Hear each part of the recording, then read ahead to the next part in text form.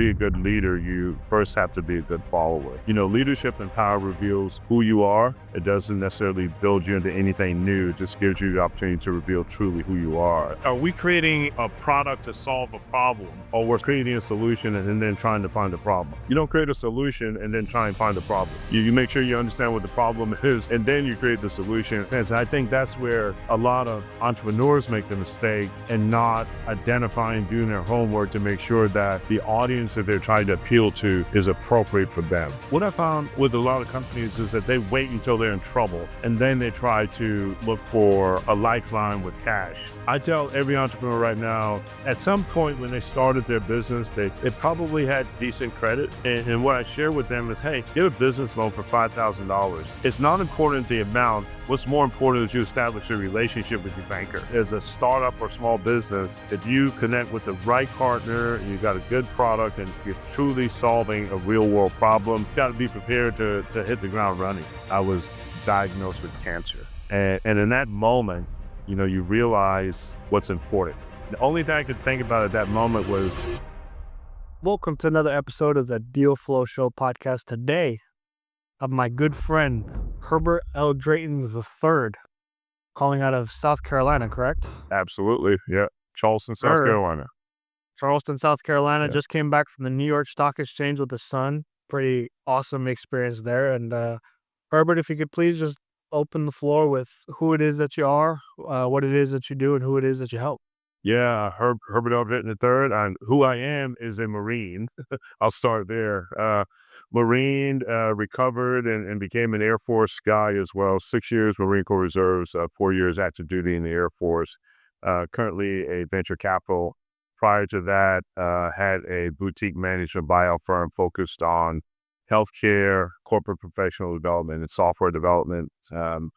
Left that world right around 2021, launched a venture capital focused on investing in minority and women-led tech companies. Managed to do 3 investments last year. All 3 of the companies are AI companies, startups. We did the pre-seed investments. Those companies will be in market here, and they'll be in market. All of them will be in market by August of this year. And why I do it?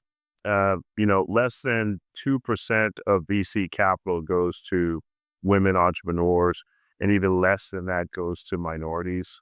So not an attempt to level the field, but to create a different landscape for the folks that are proximate to me in this community. And I'm a SaaS guy, so I look for business opportunities where we can launch new SaaS businesses, as I said earlier, primarily focused around artificial intelligence. So cool.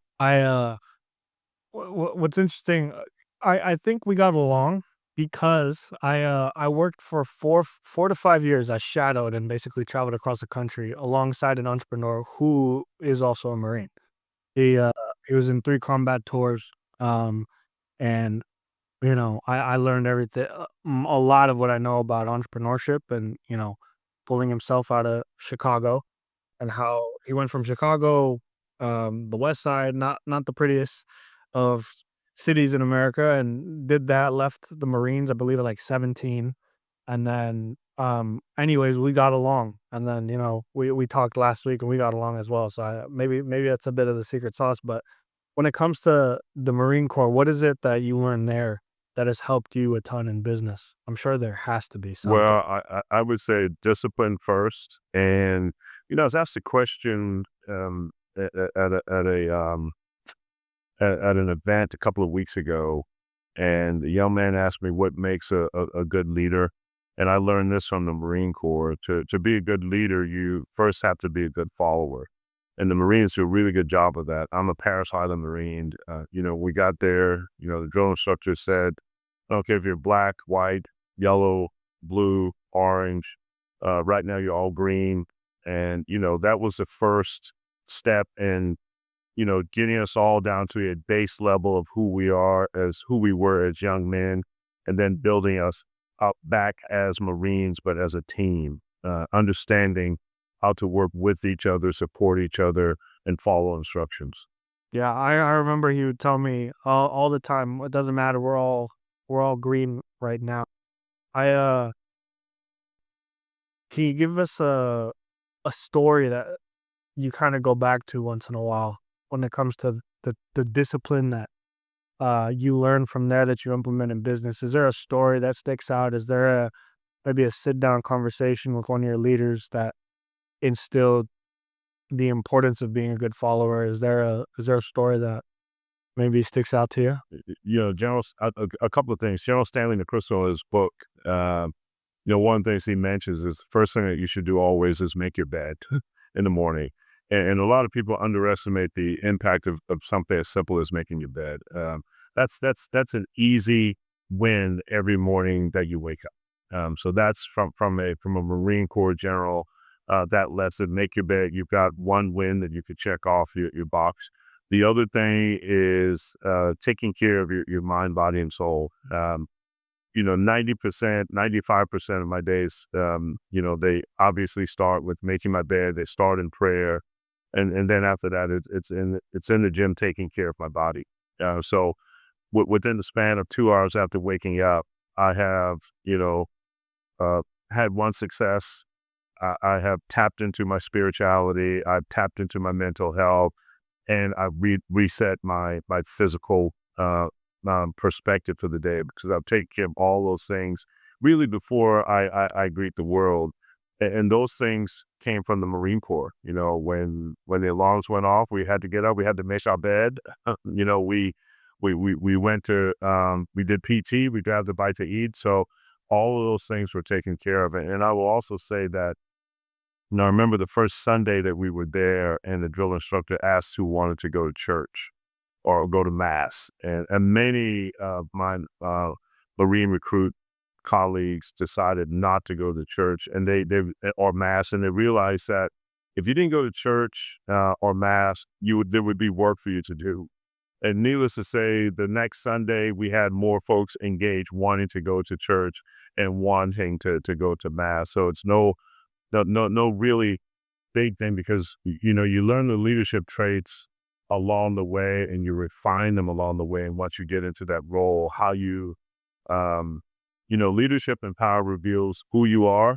It doesn't necessarily build you into anything new. It just gives you the opportunity to reveal truly who you are. And those things happen along the way.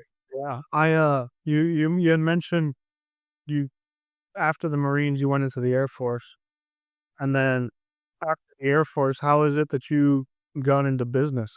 Did you go out and get a job in? I know you said your background is software. What is it that? How did the transition from the military? And two quick asides from the Air Force. I remember going to Air Force basic training, and obviously I'd done Marine Corps basic training, and the Marine Corps was 13 weeks, Air Force was 6 weeks. And I got to the day one basic training, and I saw these young men whining and crying about what was happening. And that actually drove me nuts. I went to the drill instructor and just asked him, how do I get out of here quickly? And he said, well, we're not concerned about the physical part, but you don't know Air Force knowledge. And he gave me the book to study on the Air Force. And within 5 days, I tested, and I was on a plane out of, Air Force basic training, because I didn't want to go through that again. So that was helpful. My job in the Air Force, I worked on advanced electronic systems. And while that taught me to work on advanced electronic systems, which led to me working on advanced imaging systems when I got out of the Air Force, it also honed my analytical skills. I mean, when you're working on advanced electronic systems that has maybe, dozens of boards and multiple cabinets, and you've got a schematic and got to open it up and read it and follow it through to solve a problem with multi-million-dollar systems, that's really helpful. 2 days after I got out of the Air Force, I met my workout partner. This is 1991, and we still work out to this day together. Sorry about that. But he asked me to come over and take a look at his business. Probably after about, I'd been out of the Air Force maybe 10 years or so, and I went and looked at his business. And I grew that business from 900,000 a year to 6 million. And from there, I realized I had a talent whereby I could go in and, analyze a business and put processes in place to improve its performance, and everything just took off from there. Could you walk me through a bit of that first, business? What kind of business was it? What approach did you take to grow it? And just kind of walk me through that first experience. Sure, it was a medical business, medical practice. They were doing occupational medicine, which is pre-employment physicals, drug screens, workers' comp injury, but they were also doing primary care and pain management. And when I went in and looked at the business, we had the more profitable side of the business was in the occupational medicine side. We could charge $100 for a pre-employment physical or get paid $98 for treating someone who was injured at work. And then when that injury happened, that led to at least two more visits. So you could see the revenue streams there, right? And then they were taking Medicaid and Medicare. Medicaid, I mean, he would spend an hour with the patient and we would get paid $46 or $26 for that patient. Medicare, similar reimbursements. And so the first challenge was to identify, I'd say, low performing businesses. So it was hard to get them to walk away from the Medicare and Medicaid business. And we had enough providers in the community who that was their core business. And for us, it was an add-on that just doesn't make sense. And quite frankly, it was distracting from the occupational medicine business because we needed to get folks in and out to get them back to work, because the longer they sat in the clinic, that means that the employers were paying them not to be productive. And those delays were happening because we were taking Medicare, Medicaid. So that was the first part, identifying underperforming lines of business, moving those out. The second part, once we did decide to focus just on the occupational medicine, then it was looking at the business itself. And we had the model was flawed because we had a high concentration of our revenues were coming from about three, maybe five clients. So then I had to diversify the revenue streams there.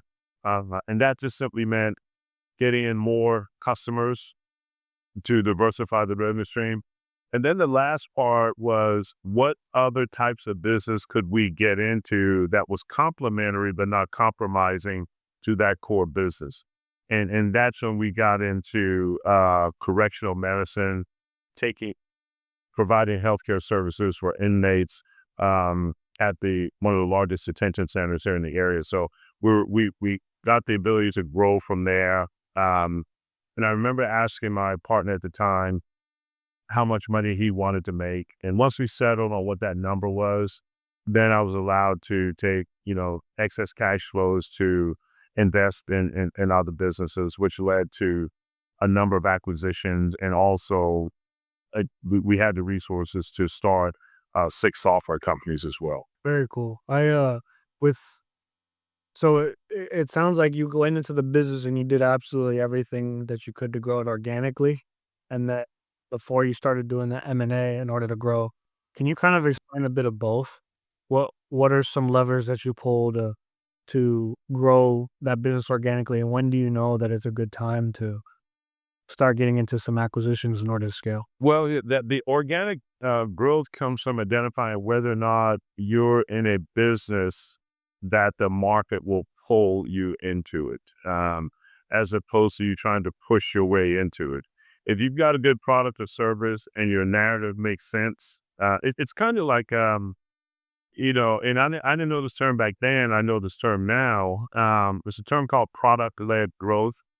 And as I asked the companies I invest in right now, you could get a Netflix account without talking to anyone on the phone.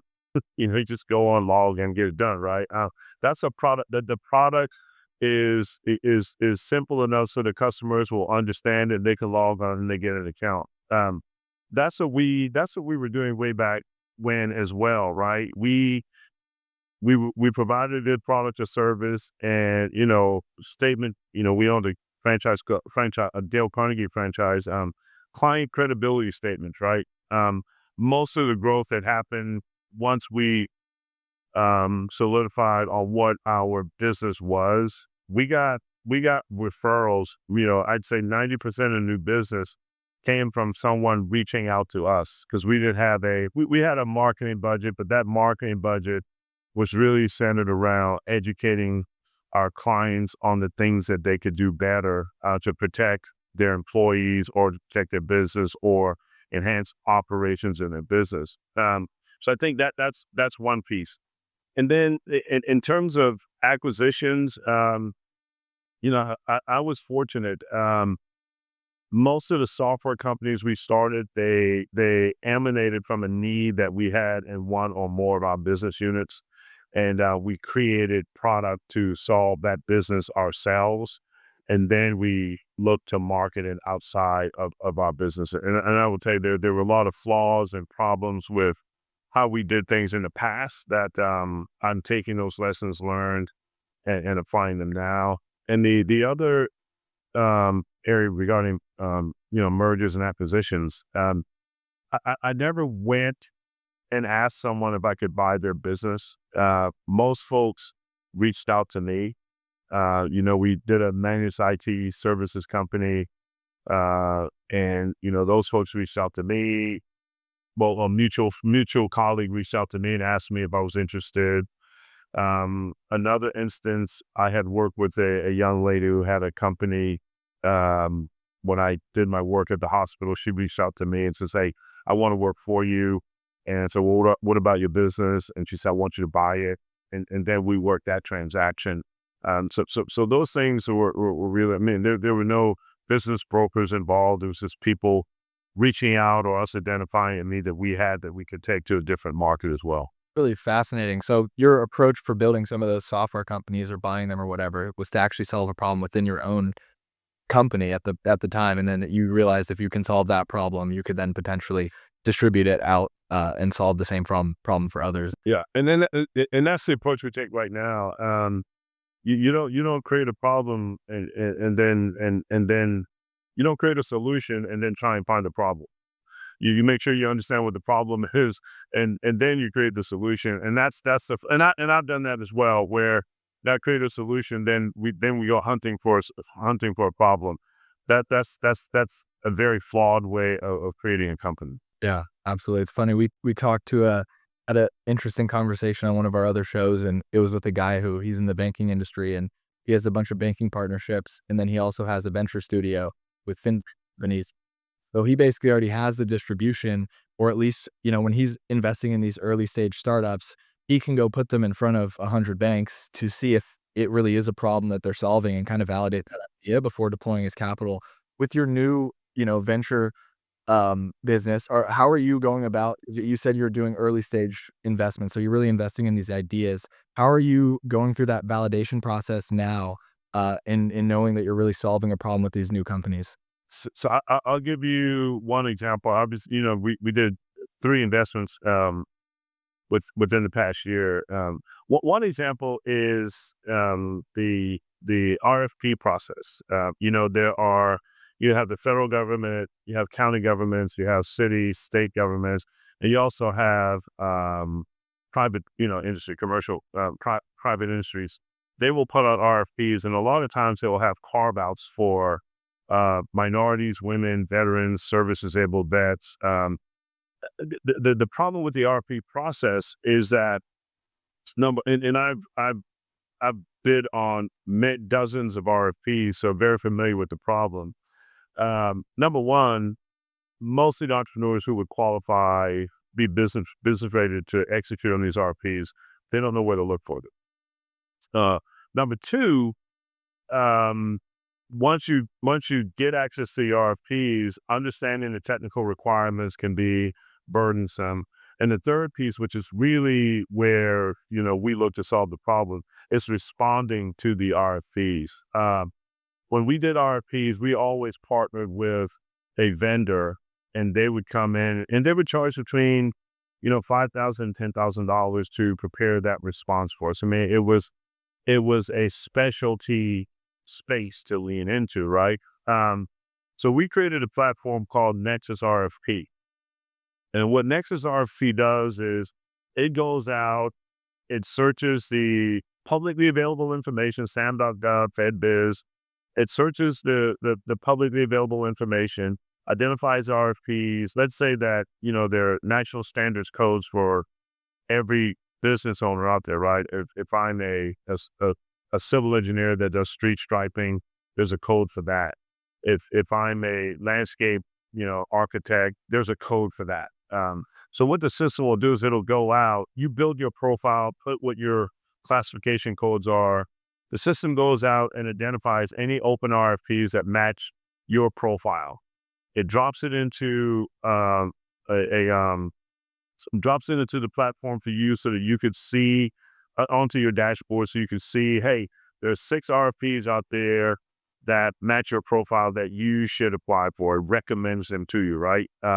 You take a look at that RFP, and if it's something that you want to do, then the system will automatically generate a draft response for you, right?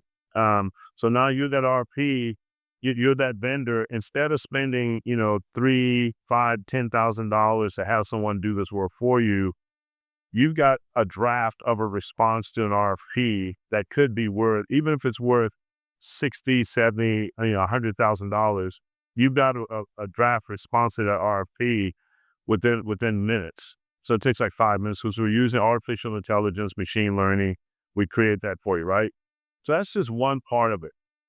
To understand, to validate that there's a market pull, one of the things that we did was we got in the room with about 100 minority and women-owned businesses, and we talked to them about the platform. Now, one of the things we discovered in that meeting was that the economic model was off. This is a SaaS platform, $99 a month, and we wanted to make sure that it was sticky, or we had a sort of a carrot and stick approach. We want everybody to stay on the platform for 3 years, but we said one of the things that we would do is we'll charge $99 a month and 5% of the contract awarded. Well, the room erupted when I said 5% of the contract awarded. That's good. And then they started educating me on the margins of government contracts. I mean, it's a race to the bottom, quite frankly. So sometimes their margins are 10% or they hover in the high single digits. So for us asking for an additional 5% was prohibitive. So on the fly, we immediately changed the economics of the model. So that was one thing that happened. The other thing, and I don't have permission to mention this major international manufacturer, but they put out RFPs to that community often. And some things they struggle with is reaching that target, which our platform will solve. The other thing is whether or not any feedback on whether or not entrepreneurs are even seeing the RFPs, which our platform will solve. And then the other thing is the quality of the RFP response, the responses that have been submitted. Our platform will solve. And, we were on the call with them, me and the founding CEO, and what they said to us was that all of our vendors are minority, women-owned vendors. They had this list of the minority and women-owned vendors. All of them should be on this platform. And so that's great. And so, how many do you have? 100? And she said, no, we have thousands. And then the key thing she said to us was that we will send you the list, and then we want you at our conference next year, and we will feature this platform to all the vendors. And I get the list. She sent me the list within 30 minutes of us getting off the call. And this is a list of over 10,000 suppliers that work with this international firm. And so that was just, I don't know if it's dumb luck, but just being, making the right connections. So now we've got, and I looked at that list and said, we can't manage this internally. So now I've got to hire an external sales force to manage the companies on that list to get them on board with the platform. Essentially, you guys are able to find where the government needs help and where they can, where they're willing to start spending money and sign contracts with businesses. Because for those that don't know necessarily what an RFP is. Yeah, it's a response. It's a request for proposals. And, there's billions of requests for proposals that go out. We may have some pullback with the current administration, but that's at the federal level, but at the state level, the county level, the city level, and also with major corporations, they want to pull in veteran-owned companies. They want to pull in service-disabled vet companies. They want to pull in women-owned company and minority-owned companies. So this gives them really a space where everybody can come together and at least give some visibility to these contracts with their carve-outs. I was speaking with a local major healthcare provider here. They've got a $1 billion project in the works right now, and their goal is to use 20% of local contractors on the business. Well, how do you find them, and how do you make sure that they're giving you quality proposals that people could really give consideration and award them appropriately? Wow. And what's very interesting to me, and what might be interesting to the audience listening, is when it comes to being able to find these RFPs and secure government contracts, et cetera, um, what does that do to the value of a business? Like, what does that do to the value of a business as an asset? Let's say I have a friend who has a government contract that's their contracts for the next 5 years. They're guaranteed XYZ amount of rep per year or for that contract. What does that do for the valuation of the business? What does that really mean if I'm looking to maybe buy a business that has government contracts? So now, you're talking sustainability, right? You get that first government contract. Let's say that contract is $100,000. You get that contract, you do well. Now you're positioning yourself to get $150,000 contract or a $200,000 contract, right?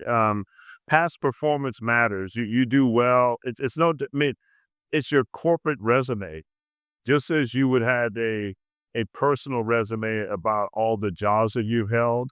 Once you get that government contract and you're successful of it, you're building your corporate resume, because one of the things that's asked in all of these proposals is, well, talk to me about your past performance. That they're just saying, what is your corporate resume? So you get one, and then you just keep going. Now that said, I would also encourage folks to always understand what is your exit. How do you exit? If you're growing a business, the one mistake I made in all the companies I had is I held on to them too long. Because I'm going to reach a ceiling. I'm either going to run out of money, or I'm just not going to understand how to scale beyond regional, local, or maybe national. Right? Yeah. So that I would tell everybody, please keep that in mind as well. For the value of if let's say I'm in private equity and I'm looking to potentially buy some businesses, and we find out that they have some government contracts. What happens to the valuation of that business? Obviously, if I'm the entrepreneur and I secure the government contract myself, there's some sustainability there. But if I'm looking at potentially acquiring a business that has some government contracts, what does that mean for me? So I'll give you an example. We won a contract that was paying. I think the number was $5 million a year, right? But it was a 5-year contract. So technically, the value of that contract was $25 million, right? But if I look for a buyer year one, the value of that contract is $25 million, right? You may have some change of ownership clauses in there. But if I wait until year 4, the value of that contract is 5 years. If you're clear on what your you want your exit strategy to be, and let's say that $5 million contract, your margins are 20%. So you got 20% of that $5 million contract, right, times 5 at the time that you execute that contract, right? That's the value that sits there, right? So you could, in that moment, you could do a transaction, get an employment contract, and then get a guaranteed percent of the profits from that business, and then you work with the acquirer to make sure you're positioning it for the next cycle of the contract so you can win it. Because it's when you get especially on the services side, when you win a contract, it's really hard to decouple the cost of change can be significant. So you work, and now that 5-year contract becomes a 10, 15-year contract, but you're out, and you've got a guaranteed return on winning that contract. Like I say, you probably got a 5-year employment agreement as well, because most entrepreneurs, there's always that next thing in the back of their mind. So you take opportunities like that to lean into what that next thing is on your mind. You mentioned holding on to a couple businesses a bit too long. Can you walk me through some of those mistakes that you may have made earlier on in your career that if you could give your younger self some advice? It's funny. My workout partner, who was my business partner, asked me a while back if I could go back and do anything differently, what would it be? And I said I would find me a Herb, and I don't mean that to pat myself on the shoulder. So I want to talk to somebody. Show me the bruises on your toe where someone stepped on it. Show me that scar on the back of your hand. One example I will give is we partnered with a national service provider, and they came to us, and we created software that bolted on. They were a franchise organization, and we bolted on to provide end-to-end, so enterprise level software. There's a platform out there called ServiceNow. We created a platform like that for a specific industry. Well, when we partnered with them, the deal was that we would get we would get the fee, and we would actually split the SaaS fee with them. It was a 60-40 split because they were the first customer. And the agreement was that we could not sell to a service provider that was near to that business or within 50 miles of a franchise. Well, when we partnered with them, they had less than 20 franchisees. And the plan for me was, okay, let's do this deal, and then we'll just start running, and we'll always be ahead of them. Well, they raised private equity faster than we did. And, we blinked 3 years later, they had over 100 franchisees across the country, and everywhere we looked to expand, we just dropped a pin and did a radius check, and we could not expand. So the lesson from that, and I went to them and said, you got to buy it, because I can't do anything with it. And begrudgingly they bought it. The lesson from that is make sure that your strategy, there are no flaws in your strategy. With that, I didn't even consider the fact that they would expand faster than we could. So we lost out on that deal. And then the second one, I alluded to it a little while ago. The time to consider a transaction is when you first win a contract. If you're planning an exit, your maximum value with any government contract will be the time that you win the contract. It's not going to be, the longer you hold onto the contract and wait to identify a potential acquirer, the value of the contract is diminishing over time. You want to bring that acquirer so that they understand the business, maybe unlock some additional value that you haven't, bring some more capital to the table, and then start preparing for the next contract proposal, 2 years out, because you've got resources to do so, as opposed to 6 months out, which is what we had to do. And that's just not a good way to do it. Super interesting. I'd love to hear your take on, because we come from a bit of a bootstrap, and I've worked with a lot of entrepreneurs who've just bootstrapped companies with no outside funding and use marketing and sales and grown the business with the profits of the business. But you mentioned a mistake you made was potentially not raising capital and growing fast enough or expanding fast enough. You obviously invest in a lot of companies. So how do you determine whether a business is ripe for like raising capital and taking outside funding? How do you think about from both the investor side and the operator side? Because it sounds like you've been on both. How do you decide what businesses are right for, VC or PE? Well, a couple of things there. If it's a Main Street business, if you look at that business and you determine that, let's say they're doing $200,000 they did $200,000 last year, and you look at the economics, look at the traction, look at the potential customer demographics, if it's not going to, if you can't see a way to get it to $1 million, it's probably not a VC backable business, right? And I say that because if you can get a Main Street business, meaning you could do $1 million of business in your backyard, then you may have something, right? But what I tell all entrepreneurs, if you can't grow locally, you can't grow globally, and that's hard for some folks to understand. And what I would tell folks is look at your, so look at your customer base right now, right? And if you did a geofence on your customer base, if your customer's furthest out is 5 miles, well, try and find a customer that's 10 miles out. Then try and find a customer that's 20 miles out. And then just keep going, because we experienced this with a couple of our companies. At our peak, we had companies in 30 states, British Virgin, UK, and Canada.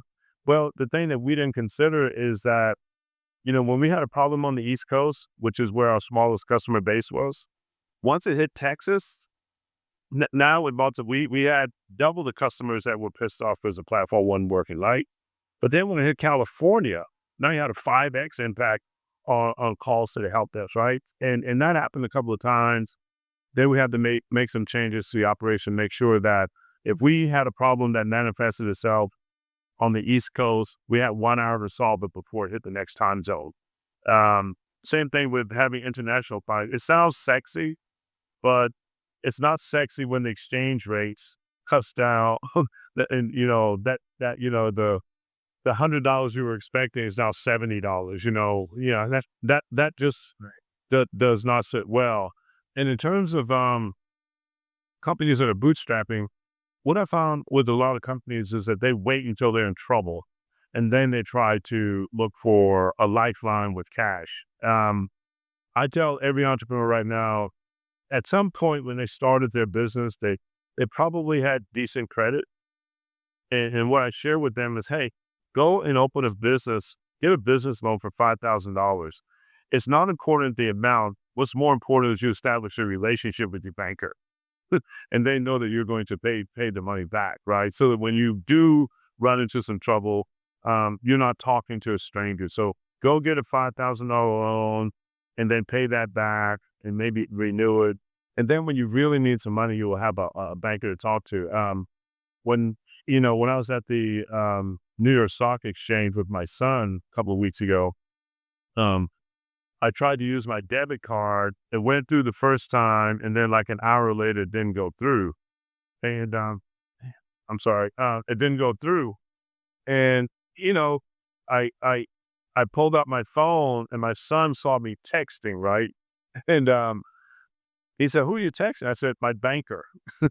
He said, "Damn, Dad, you're texting your bank?" I said, "Yeah," because I phoned and the guy said, he texted me back, says, "Well, we have to stop the car because it's fraudulent. Do you have another card?" I said, "No, I don't. This is the only card I have." So in that moment, I mean, can you imagine me trying to talk to someone in customer service that doesn't know me? So he got it resolved, and I was able to use the card for 48 hours. I got back home, I got the card changed. And with respect to venture ready business, I think the biggest thing for companies to understand is that when you're trying to get VC money, you have to have a clear understanding of how you're going to get the investors their money back at 3 to 5x. And some folks look at it. I had one guy call me a loan shark because I said, if I give you $1, I need 3 back. And so that's no problem. I said, well, let me put this in proper context for you. If I give you $1,000, I need $3,000 to $5,000 back. And he said, "Man, Herb, you're a loan shark." I said, "No, this isn't my money. People are giving me their money to invest." And so I think that's the part that everyone truly needs to understand. And they have to understand that there has to be an end game. I had one guy, I asked him what the end game was for his business, and he said, "Well, I want to leave something for my son." And I looked at him and said, "Well, damn, dude, your son's 5. I'm not going to wait, 15, 20 years to get my money back. We got to have a different conversation, right?" And then a lot of those conversations are not being had with minority and women entrepreneurs because they don't understand the VC space. They don't know what a term sheet is. They don't know what a subscription agreement is. So all those things you have to teach them as well. Yeah, that's fascinating. Did you have something, Armin? Yeah, I mean, because with VC, um, you know, over the last couple weeks, we've had two conversations in which the VC capital isn't really like this massive institutional Y Combinator where they can afford to just burn 19 investments and hope that one works because you're you're you're stewarding other people's money that you know and trust, and the amount of due diligence and the amount of care that you put into the investments that you make, I mean, that just has to be at a whole nother level. Can you kind of explain that? I don't know if what I'm asking for is explaining the relationship between you and the investors, or the, I guess, pressure, or because you're under a microscope, right? How do you maneuver through that? How do you?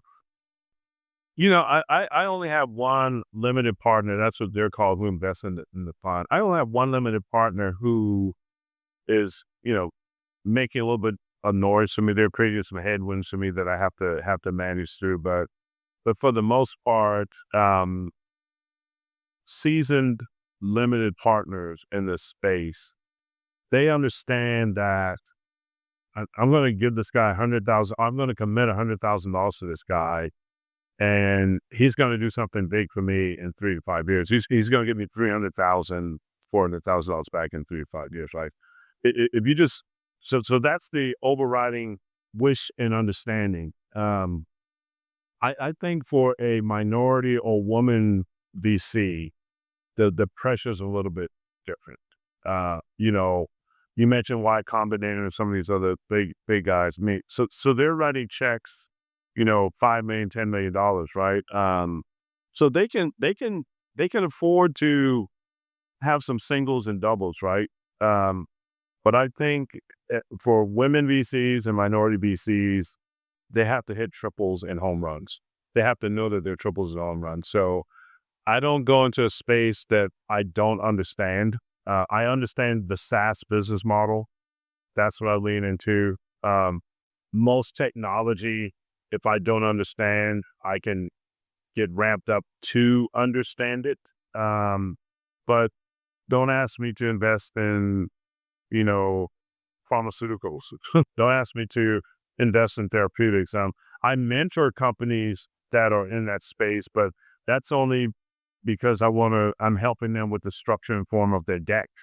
There are other scientists who are mentors as well to help them with the science part. So I would say that anyone going into the space or engaging in the space, make sure you have a clear understanding of what it is. And I share this with entrepreneurs as well. You can't, getting a VC or maybe even an angel group to commit to your business. I encourage them to always go to the site of the VC or angel group that they wanted it, because everybody likes to tout their investments, right? And if you go to someone's site and you see that they're only in, consumer products for women, it doesn't make any sense for you to go and pitch your company when you're selling, a product that's a shaving product that's exclusive to males, because they're not. It's just not going to happen. Or you don't go to a company that's only doing deep tech and try to get them to invest in your toy company. It just doesn't make sense. And I think that's where a lot of entrepreneurs make the mistake, and not identifying, doing their homework to make sure that the audience that they're trying to appeal to is appropriate for them. Yeah, that makes a ton of sense. I'd love to dig into your experience with SaaS and then, investing in AI startups, because obviously, I think anyone watching this can agree that just AI is disrupting a lot of stuff. Even, in our business, we're finding all these different applications, and it's just crazy how fast it's accelerating. So I'd love to hear from your perspective. Like, where's the opportunity in AI that you're seeing, and where do you see it going, and how is it, how are you picking these opportunities? Because it seems like every single day, there's 100 other AI companies doing the exact same thing. How are you kind of weeding them out and picking the winners? Yeah, I will tell you the two of the platforms we got a license. We got licensed through a federally funded research and development center, which I think is a bastion for commercial opportunities. And federally funded research and development centers, there's just under 50 of them across the United States. They've been around for 7 decades or so. They solve the hard problems for the federal government. One of the firms that I work solved MITRE. MITRE created our air traffic control system. They're working on the next generation of it. They created our defense missile guidance defense system. But along the way, they created all sorts of other things just beyond the MVP model, right? But they created these things because federal organizations asked them to. We've got a mental health platform that they initially created to help the Army reduce their divorce rates for service members. And they found that, so what can we do to help reduce the divorce rates? And it was all about communications, changing dynamics of relationships. Well, we got that platform and says, okay, that makes sense, but we're also going to look at, take that thesis and apply it to first responders, right? When you think of trauma, when you think of mental health, we treat that the same way that we treat diabetes, hypertension, high cholesterol. Once you've been diagnosed, then we treat. And it's the same thing with mental health. I'm sorry, guys. Can edit that out. Yeah, it's the same thing with mental health, right? We typically treat mental health after a traumatic event has occurred. Well, we know with first responders, during the course of your career, if you're a police officer, you may see someone get shot. You may see someone die at the scene because of a medical emergency if you're a paramedic. You may see someone burn badly if you're a firefighter. You may hear someone commit suicide if you're a 911 operator. Well, what we're doing right now is we're waiting for those things to happen. Then we're offering mental health counseling, right? So with this platform, we've identified, those scenarios that could happen. And what we're doing is we create a platform that will say, hey, this will happen. Now, here are some tools that will help you manage it. We're not going to keep these folks from hitting, from going into a depressive state on that. But if the floor, what we want to do is raise the level of the floor so that folks don't bottom out too fast. So that's a scenario where we've identified a technology that we know that there's a problem and we lean into. And that's the same with everything. When I look at the technology, I said it earlier, number one, are we creating a product to solve a problem, or we're solving a problem and then, or we're creating a solution and then trying to find a problem? I don't do that. There has to be clear understanding. And the second thing is, who's in the space where we want to go? I don't do any consumer products because now you're talking to individuals and trying to get them to change, right? But in the instance with the mental health platform, there are 3 agencies out there that have access to all of the first responder agencies, and they're the major telcos that provide restricted bandwidth for first responders. So, there's an emergency in an area, police officers, firefighters, they get restricted bandwidth. They're all partners with these folks. So we're partnering with them, introducing this platform. Now that gives us access to 90,000 first responder agencies across, and that's just in the United States. So it has global appeal. So that's just in the United States. Same thing I mentioned with the international manufacturer. We showed them one of the platforms and said, well, all of our suppliers need to use this. Well, you get the list, and there's thousands of names in there, right? So that's what I look for. And folks, they may run away from partnerships, but I got to tell you, as a startup or small business, if you connect with the right partner, and you got a good product, and you're truly solving a real world problem, you just got to be prepared to hit the ground running. Yeah, That's fascinating. that is like it all started with what you were saying. Don't create a solution and then go find a problem to solve it. So it sounds like you're going to the biggest customer on earth, which is the United States of America, and you're like, what problems are you? What is wrong? What do you have? What do you come up with? And they've got this. I mean, they have this dormant IP vault. That's what I call it. And he says, "Can I peek behind the curtain and see what you got back there?" That's genius. Years. Yeah. It's just so fascinating to hear because you hear it a lot. Like people do say, like, sell it before you build and validate it by finding a problem. But it just sounds like, especially in AI and given you're in tech, it's like you're not looking for necessarily like the newest tech or anything. It's like you're applying the tech to the problem. So you're like, let me go find this giant problem and work to solve it, and then use tech to accelerate our solution that's already validated. I just love that approach, and I think it's such a valuable else unnecessary class on how to think about a startup really. Yeah, it's honestly kind of inspiring as well and refreshing too, because a lot of these AI SaaS companies, when you hear AI SaaS, or when I meet a founder and they talk about AI SaaS, talked to one last week, it's all kind of around the same thing on how to make this little workflow faster, or this task faster. But at the end, instead of that, you're like, you reverse engineer exactly what DJ just said, reverse engineering the problem, but applying the technology to the problem to actually solve it. Yeah.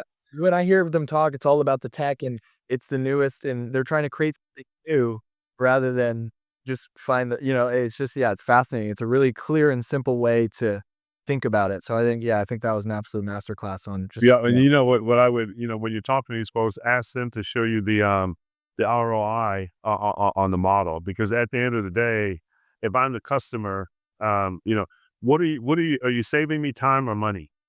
What which is it, right? And in the case of the mental health platform, it's a little bit of both, right? Because if we can keep these folks from bottoming out, now your healthcare costs will go down. Now your work satisfaction goes up. Their relationship goes up when they're at home with their family.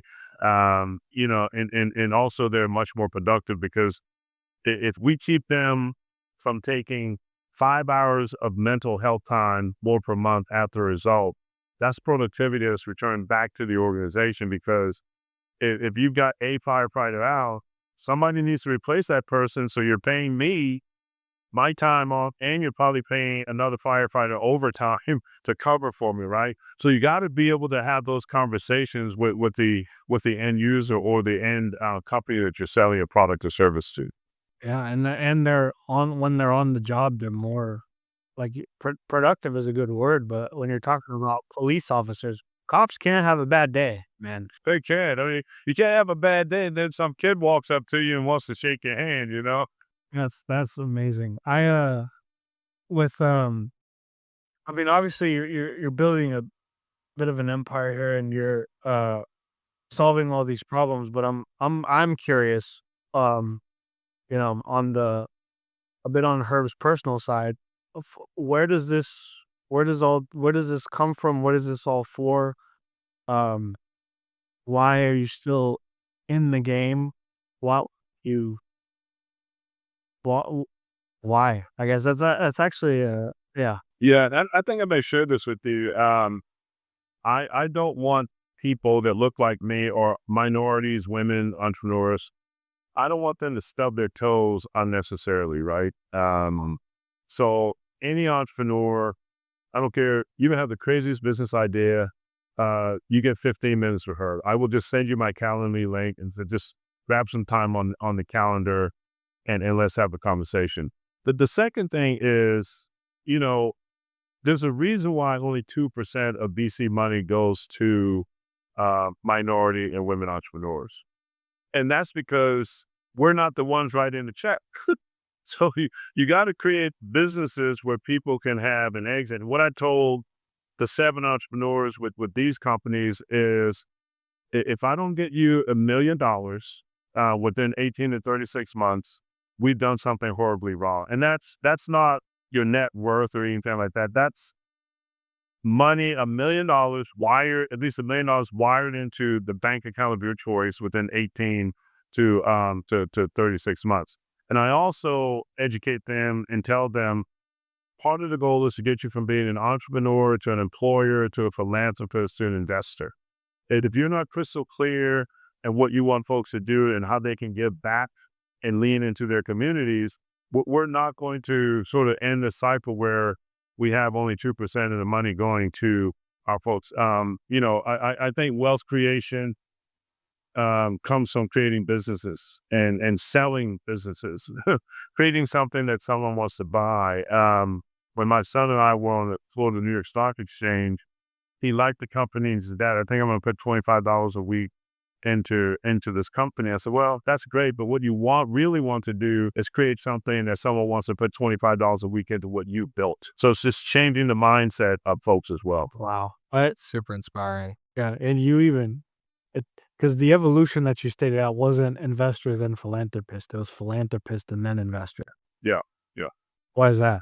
Well, you got to understand the value of identifying the folks who need the help to get to the next rung. And I don't, you know, philanthropy will not create wealth, but philanthropy will provide relief and a bridge to get you to wealth. And what I mean by that is if I'm a carpenter and I know that I can take this thing I do on the side and turn it into a $300,000 business, right? Well, I'm a great carpenter. I can build cabinets, put in stairways, but I don't know anything about, creating a chart of accounts or reading a balance sheet or an income statement, right? Where philanthropy comes in is helping me build that capacity and saying, well, hey, Herb, if you're going to go into business, I tell you what, we'll give you a grant that will pay for your QuickBooks accounts for 2 years. We'll give you a grant that will pay for the bookkeeper who will not only set up your chart of accounts for you, but they'll also educate you for the first year. We'll give you a grant that you can use to pay for marketing services. That I think that's where philanthropy comes in, because then it gives me the opportunity to not be distracted with those things that I don't know. And currently, what we teach entrepreneurs is that you got to be a Swiss Army knife. Well, if you spend your time being a Swiss Army knife, you'll never grow up to be, a steak knife, if you will, right? You got to do the things that you're good at, do it. And then when you get to the point to understand when you need to bolt on talent, none of the entrepreneurs that I invest in recently, none of them are doing their own books because that's not what they do. Now they're going to learn along the way, but I mean, they're not bookkeepers. So why try to make them do it? And they're not web developers. Now I would say that every entrepreneur thinks that they can build a website, but I'm like, clear, nope. If I wanted someone who knew how to build websites, I would invest in a website company. That's not what we're doing here. Stay in your lane. Yeah, I love that. I think, yeah, like I said, coming from, being around a lot of bootstrapped entrepreneurs and successful ones, some who've built, multi 8-figure companies and, the bootstrapped way, and then getting on the other side of it and having a lot of these conversations, just kind of a recurring theme has always just been like you said, I love the analogy of stop trying to be a Swiss Army knife and try to become a steak knife and just stay in the lane and focus on, what you can do to drive the business forward and then figure out, how to delegate. And I think, what you're doing is really impactful because, like I said, when you're bootstrapping, you have to be the Swiss Army knife because you don't have the money in the beginning to, bring in the CFO and bring in the other pieces to, handle the books and do all that. So yeah, I just think what you're doing is awesome. And it's been really cool to, learn from some other people and hear that perspective over and over and over. And, it's started to impact the way that I think about business as well. So that's awesome. Yeah. I know for a fact too with hustle is idolized in a sense. And I can speak for myself from my background. Um, my mom is Bolivian, my dad's Mexican. And just from that background, I know for a fact that hustle and being the Swiss Army knife, that kind of stuff is idolized. Like that stuff is, you have a million things on your plate, you're juggling a million things, but you're like, no, laser focusing on one. And yeah. And then I see what you meant. The philanthropy allows the relief to temporarily put everything down, but then the investor is what empowers you to really go all the way and really focus. That's so powerful. Herb, I want to be respectful of your time because I know we're a little over, but one question that I've been asking and we can wrap after this. And one question I've been asking every entrepreneur that we're talking about, and you mentioned that, you know, not only your health, but also your prayer time and your stuff like that is important as for what you do. What role does your faith play in your business, and how I don't want to say how powerful or how impactful it is on you, because I believe that it obviously is very impactful. But what role does that faith play in your day to day and everything that you do? I'll give you two examples. I remember when I was diagnosed with cancer, and I was sitting at a board meeting with a nonprofit, and I was evening, and I got out, and the guy said it was cancer. I said, "Oh, geez," and it was prostate cancer. And in that moment, you realize what's important, because then the only thing I could think about at that moment was, God, how do I tell my kids? Because nothing else really mattered. So in that moment, I pray. The other thing that I found with prayer, and this is just odd to me. I remember being so stressed at one point, and I sat in a different chair, moved from behind my desk, and I sat down, and I wanted to go there just to say the Lord's Prayer, and I could not say the Lord's Prayer. All the words could not come to me. And in that moment, I decided to sit there and just say the Lord's Prayer over and over until I could get through it. I mean, I would hit a roadblock going through it all the time. And that episode made me realize that I could use prayer to de-escalate. So whenever I felt stressed after that, I would move from where I was and start saying the Lord's Prayer. And it was true to form. It forced me to de-escalate because the Lord's Prayer would not come through and resonate with me. So that, you asked how it's helpful. If I'm feeling stressed, that's where I go to.